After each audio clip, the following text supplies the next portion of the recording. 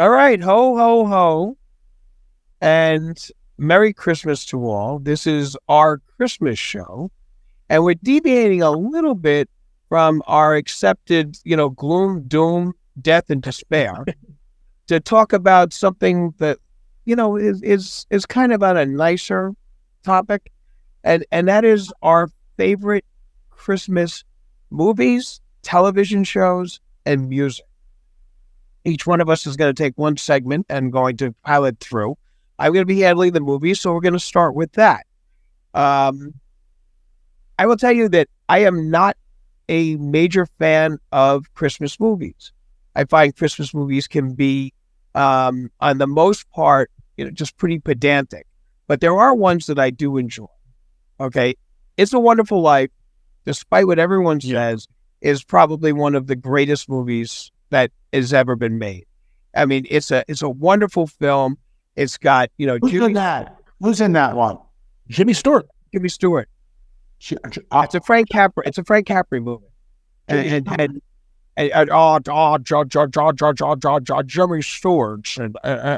the film, and he's just wonderful. I mean, it's a movie that I cannot watch without getting tears in my eyes. I haven't seen it. You've seen it? Really? I haven't seen it. Now, which one is this? Is this in black and white?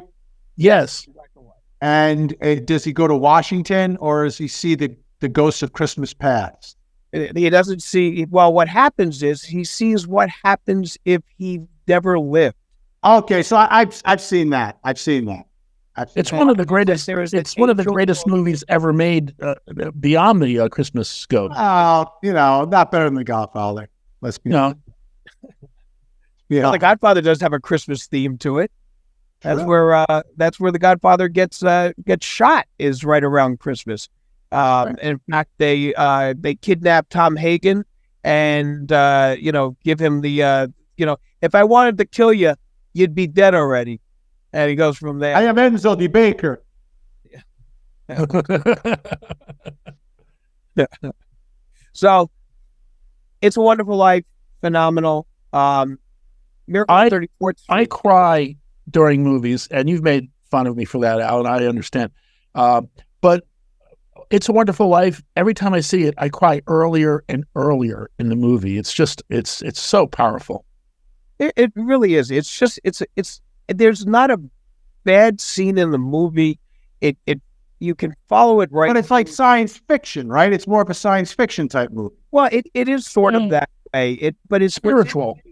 Is to see what the world would have been if you were never born, because at the point when George Bailey is getting so upset on everything that he just says, "I wish I would never lived," and then Clarence, the angel that comes down that needs to get his wings, so he has to help somebody in a very, very dreadful period of their lives, shows them what happens, and you see that one person can make a huge difference in the world, and it really is. It's a great message. It's a great film. It's black and white. Did he have a family? Like, why was he so upset that he didn't want to live? He was married to Donna Reed, Vinnie. What he was married to Donna Reed. Did he have rotten kids or something? Like, what was wrong with his life? No, what happened was that his uncle screwed up the books of the bank and lost a ton of money that he left mistakenly in the hands of probably the most evil man of the village. And as a result of that, the Bailey Savings and Loan could not pay back their depositors. So all the people did they make a run on the bank? They made a run on the bank, and then they were going to arrest him. I always wanted to run on the bank. Did you ever want to run on the bank, Jonesey? Just like, where do you get my money? Where do you get my money? Where do you get my money? Where do you get my money? I saw people doing that. That's a scary situation. I mean, you see that happen. Not so much in the United States, but you do see that happen in foreign countries. Don't we have the FDIC, whatever that is? Doesn't that help us? Well, that helps us if it gets stolen. But it doesn't help you if the economy tanks. Well, but all right. So the whole point on that movie is that you don't jump to the ending. I haven't seen the ending yet.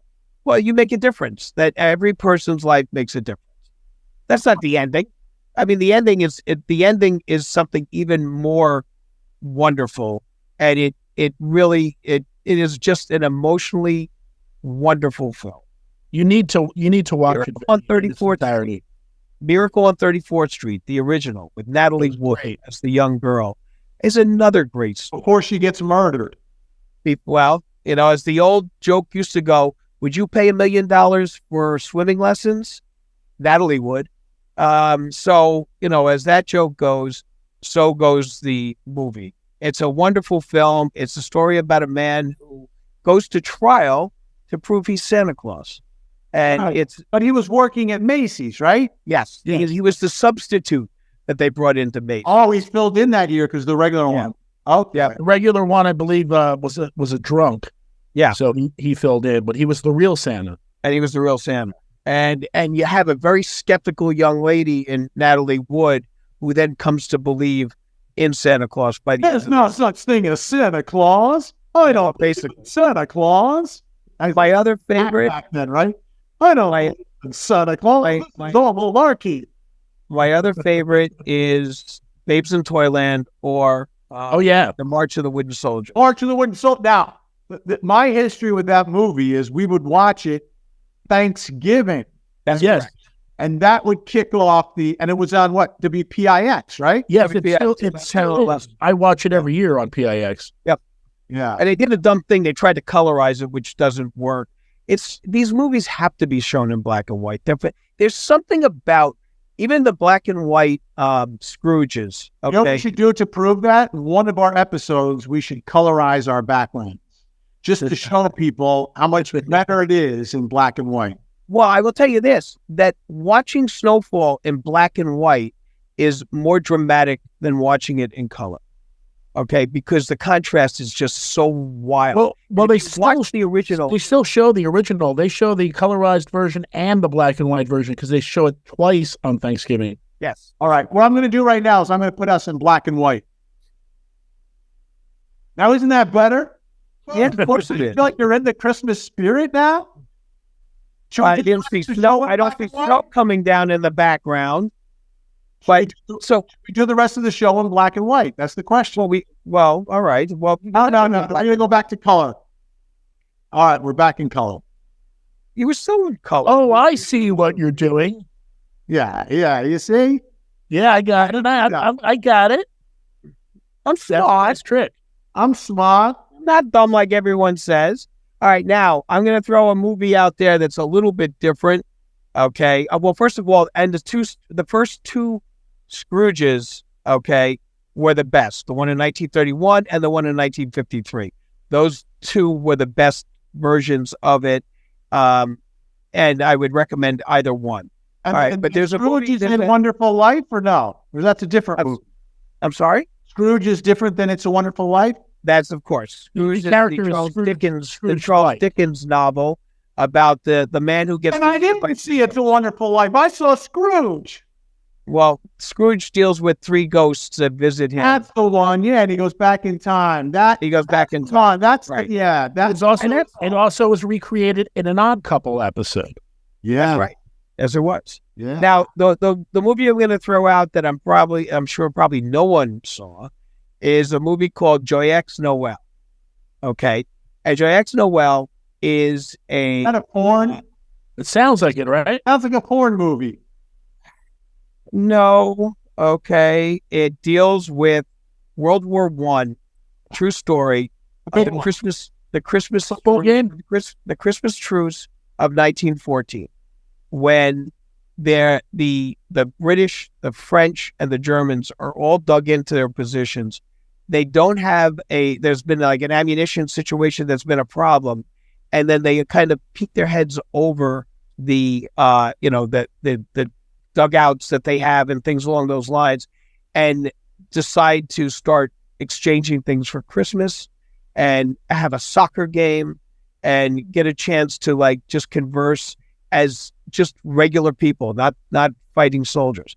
And the interesting thing about that movie is the fact that the leaders of these guys are all pissed off about it. They didn't like them fraternizing with the enemy. They didn't want the enemies to be personalized. WW1, who was on what side? And you only have Okay, well, WW1, well, WW2 is the big one according to Archie Bunker. Okay, right. But WW1, the Germans were involved with Austria-Hungary, okay, and also the Ottoman Empire. So those were the bad guys. On the other side, the Allies had the United States, had France, Britain, Russia, okay, which then became the Soviet Union in 1918 and pulled out of the war, okay, and then numerous other countries that were fighting for the Allies. All right. And that's the end of round one. Let's start round two. We're going to talk about television now. And the way I look at television at Christmas time, there's really 4 buckets of entertainment that we get. Of course, if you have a TV series, they have their Christmas episode, right? Then you've got Christmas specials, like maybe a Donnie and Marie Christmas or, whatever, a John Denver Christmas. Then you've got your Christmas classics, which are the ones that are on every year that we grew up watching. And then you've got what is the biggest phenomena and moneymaker in cable television right now, which are the made-for-TV Christmas movies. And those are really the 4 buckets. So what I would ask you guys is which of those 4, if you could only enjoy one in the Christmas season, which would you enjoy more? The Christmas episodes of TV series, the Christmas special, Bing Crosby, Bob Hope, etc., the Christmas classics, Rudolph and Frosty, or those never-ending 24/7 Christmas movies that start in October. And the sad part is that your answer is the third one, which is those never-ending Christmas movies. Because I know you enjoy those nightmares, but I would have to say I love the old Christmas specials. I love the when PBS would show the Dean Martin and Frank Sinatra and their families would get together and sing Christmas songs. Bing Crosby's Christmas shows. They were phenomenal. They put you in the mood for Christmas. But I also do like the Christmas episodes of the sitcoms. Well, you only get to pick one. I'm going to go with then because I'm assuming that Jonesey's going to go with the Christmas versions or the Christmas editions of the sitcoms. So I'll go with the specials. Yeah, and the funny thing about the specials is they probably filmed them like in the middle of the summer. Yeah. But they've got to put on the sweaters and have the fake snow in the studio, and it's called acting. Yes, acting. I do love the specials. There were a few live ones, though. There were a few live specials, and I love live television because me too. There's just an edge to it because anything can happen. You never know who's going to streak down the aisle. You never know. All right, Joe. I've been waiting for the streaker since 1970 something. Well, Al's right. I do love the specials. I truly do, and it's hard for me to say that I would not watch any of them one year. But I've got to go with the television episodes because there are some that are just so powerful. Fonzie, Happy Days. Fonzie has no place to go for Christmas. Oh yeah, and I got a treat. It makes me, man, and I find it sad and beautiful at the same time. Odd Couple. Merry Christmas, Oscar Madison. Your alimony's due. If you don't pay up right away, I'll get the cops on you, and you'll spend Christmas in the clink with other bums like you. How can I not watch those? What's great about the sitcoms that would have the Christmas specials is it was an opportunity for them to use their dramatic acting chops, because there would always be that sweet moment. You knew the circle is going to come back and there's going to be this heartwarming moment at the end of the show. And the Honeymooners ending. When they broke the fourth wall and they came out, it's called the fourth wall, right? Yeah, that's the fourth wall, right? When they came out and they for years they showed it without that segment, but then they've included it since, and it's truly touching. I mean, they're breaking character, and I couldn't go a year without seeing those. Yeah, I was just watching one online. It was a Jackie Gleason Christmas special, and it was interesting. I think his his uncle was hooking up with some woman who he thought was a gold digger. So he dressed up Art Carney, Ed Norton. Is it Ed Norton? Yes. Norton, yeah. Ed Norton as an Italian count, and who was really rich. And he said, "Yeah, I want you to meet my friend. He's an Italian count. He has $2 million, unlike my uncle who only has $1 million." Trying to get to prove that she was just a gold digger. It was hilarious. And what I noticed in that episode is that Jackie Gleason was trimmed down from. Yeah. Yeah, he looked. He wasn't. He took the fat jokes and everything, but he fluctuated, and a lot of times he really wasn't that fat. Yeah, he is. I know we come to this every once in a while on the show, but Jackie Gleason, The greatest. of all the entertainers, I feel like I knew him. I still wanted to meet him. I still you wanted. did? That was the one you didn't meet, Al? That's the one I didn't meet. Yeah. Wow. That was on my bucket list that I needed to meet him, and I wanted to play pool. Look, and Jonesy is struggling right now. Jonesy's trying to show us a picture. You got to hide your face and put the picture real close to the screen. Just as please stand by, Jonesy. That's all I say. Is this a picture of you with him? No, it's a autographed picture of Gleason. Okay. Yeah, it's popping through a little bit. There you go. So, I adore him, but going on Ed Norton or going on Art Carney, the episode of Twilight Zone where Art Carney plays the Santa Claus, that he's a drunk. Oh yeah, yeah. That's another one that is so extremely powerful. That whole session with him being able to put his hand into a bag and give to kids that had nothing, that the toy that they wanted, or this, that, the other thing, and that God gave him that ability that night to be a special person. Very, very moving. It's an excellent episode. It's I didn't see that. I didn't really see that when I first started watching Twilight Zone, and when I did, it was one of the standout episodes. Like you say, so powerful. A little sad because the Carney's character is kind of sad, but a strangely happy ending for Twilight Zone. Yeah, which was nice, and it was I like when the Christmas, like you said with the Honeymooners, when the Christmas episodes are a little bit different, but they stand out a little bit more. And like you said, breaking the fourth wall and things along those lines. But I do also, I have to say, I do enjoy some of the funny ones, like with the second season of Married with Children, when Santa was going to be parachuting from a helicopter to advertise this new mall that was opening, that was driving Al Bundy's business out, and the parachute did not open, and he landed in the backyard of the Bundys, which was hilarious. One of the funniest episodes, and one of the few Christmas shows that actually has a warning, about the fact that it may not be suitable for young children. See, I'm a firm believer in that. I'm a firm believer that and Jones, you remember on the radio show, we never want to be the ones who review. And when I was doing local news, sometimes we see the rundown and they do a story where, you kind of go behind the curtain and say things about Christmas that you shouldn't say around children. And I was like, I can't do that story. I said, I am not going to be the guy who ruins it for one child. I was the guy once. You did have the guy. Well, I talk freely on the air, and I was talking about Santa. I said some things I shouldn't say. I met a listener's child a while after that, and he said, Jonesy, she learned about Santa Claus from you. And wow. It broke my heart. I won't say what I taught her, but it broke my heart to be the one that ruined it all.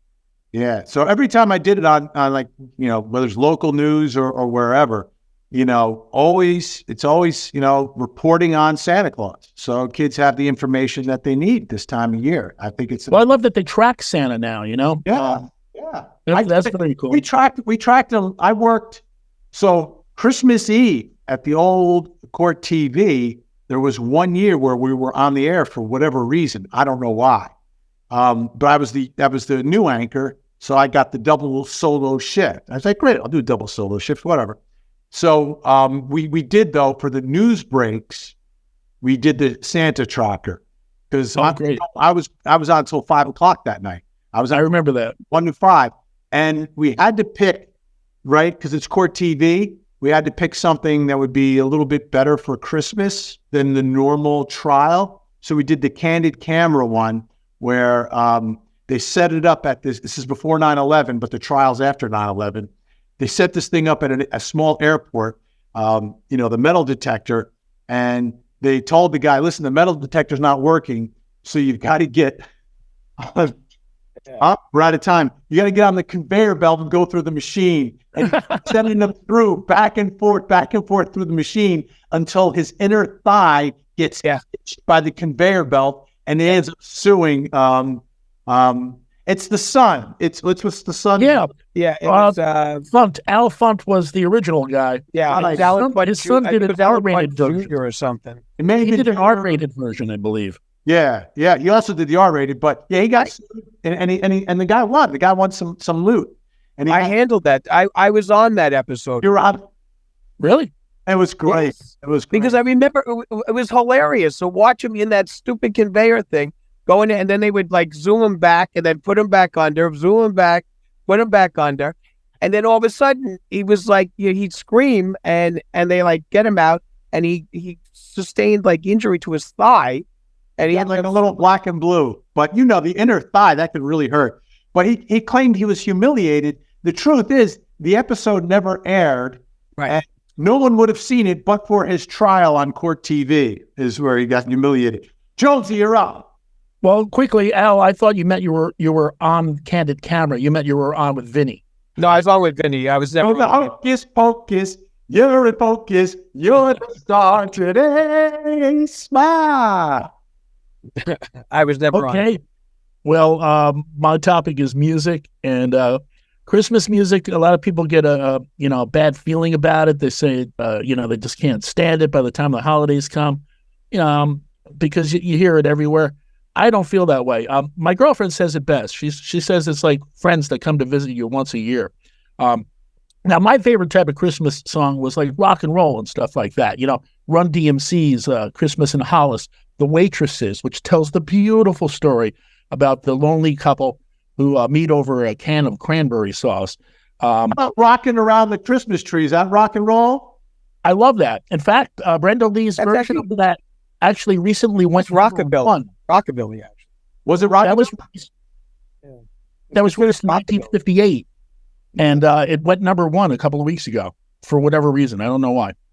It was number one, but every year it goes back on the charts. One was higher than it did in 1958, and when they released it back in the 60s, it went up. It shot up too. It's her biggest hit. That's why she wants to do a Christmas song, right? Because for Mariah, it recreated her career. She was done. She was out, and now she's the queen of Christmas. Well, even Darlene Love, every year would do the song on David Letterman, which was, wonderful. I mean, she's just got incredible pipes. She's a great singer. I just saw her on TV the other day doing one of her songs. She breaks out every year this time.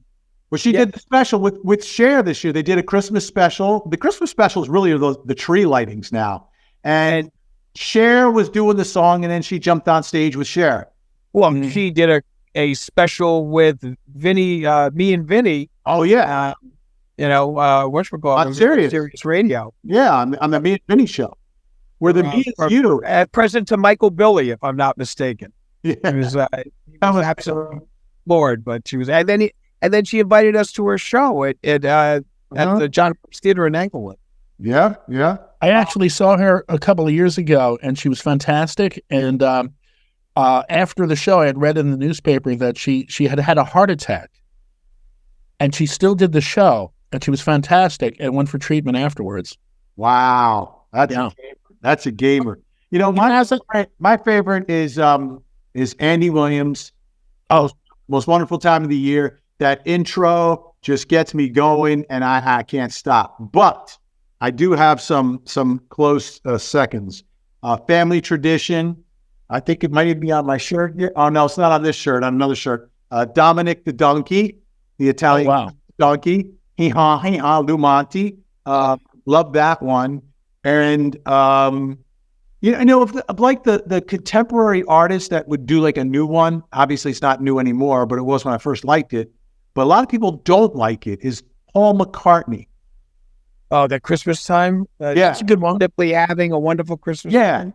I like, for me, I remember when it was a brand new song, right? And I kind of liked it. And I played it on my radio station, WVJP, in my bedroom, where I had shag carpet and a turntable. And I would rank the records every week. And that one always did well.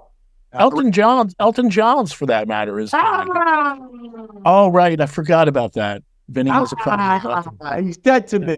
He killed my ear in that concert. He's playing the music too loud. Why do they have to play the music so loud in these concerts? We can hear you, Elton. Turn it down. How loud is Air Supply when you go see them, Vinny? Okay. Yeah. Have you heard about The Lonesome Loser? How loud was that song being played? Yeah. Well, I'm going to see REM Speedwagon, so. REO. No. There's another group. They're called REM. REM's coming back and with Speedwagon now. I could just see that. Yeah, that'd be an interesting merge. I gotta say that I love the old traditional Christmas songs. My favorite song of all time is "Oh Holy Night." That's but anyone sings it.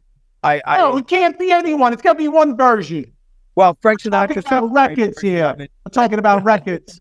Dean Martin sings a great version of it. Johnny Mathis sings an incredible version of it. Okay, and so does Johnny Mathis. What do you mean? He's wonderful. It's wonderful, wonderful. What was his background? Like, I could never figure out. Like, I believe he had a choice between athletics and singing. If I'm not mistaken, he was good at, I think, baseball. Really? Yeah. And and he made the choice of music. He seemed like he was a young guy doing old time music. Well, yes, they all were. They were all like that. I mean, Tony Bennett, so was Tony Bennett, guy singing old time music. And eventually, they became the ones who carried the tradition on.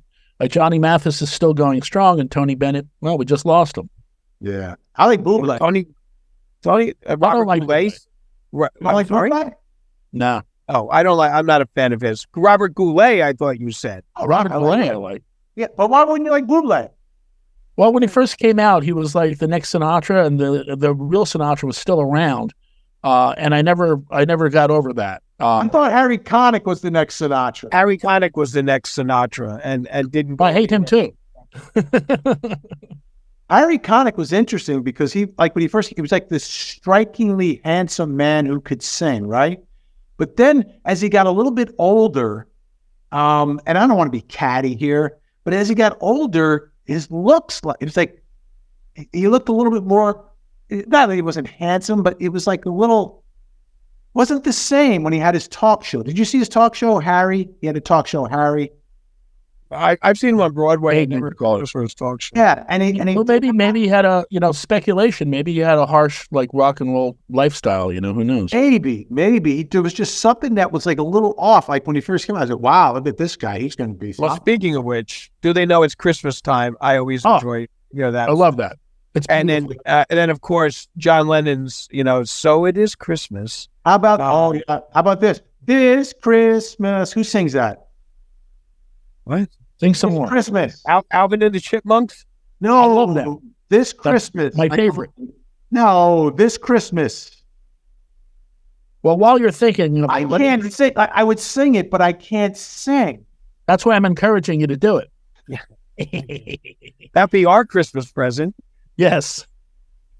This Christmas for yourself. And I never know the lyrics to a song. So like the combination would be very bad. You would have no idea. Well, that's when you say something, something, something, like Homer would say. This Christmas, ba ba da ba ba ba ba ba ba ba through the night. And this Christmas, is it Donny Hathaway? You guys don't know.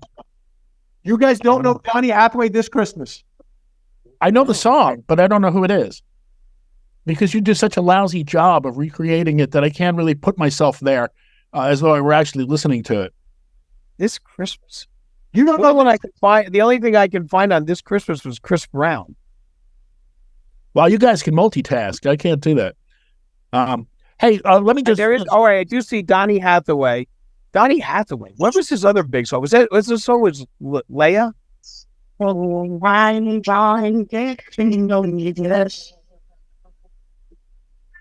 This Christmas and the tree the tree. Yeah, I know it. Yeah, I'm familiar with it. I use that when I want to clean my ears out with a candy cane.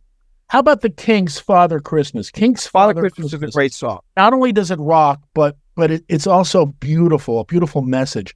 Please remember the kids who have nothing when you're drinking down your wine. It's outstanding. And I do enjoy British bands that have a British accent when they sing.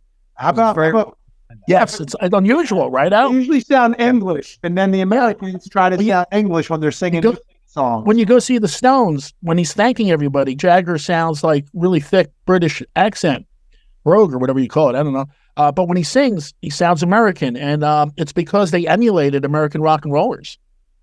The Beatles. Yeah. So we're almost out of time here, Jonesy. We're like in the last 20 seconds or so.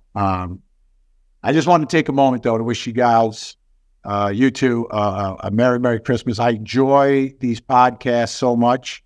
And I love spending time with you guys. And I know we're in different places, but I feel like we're together, even though we're just Zooming it.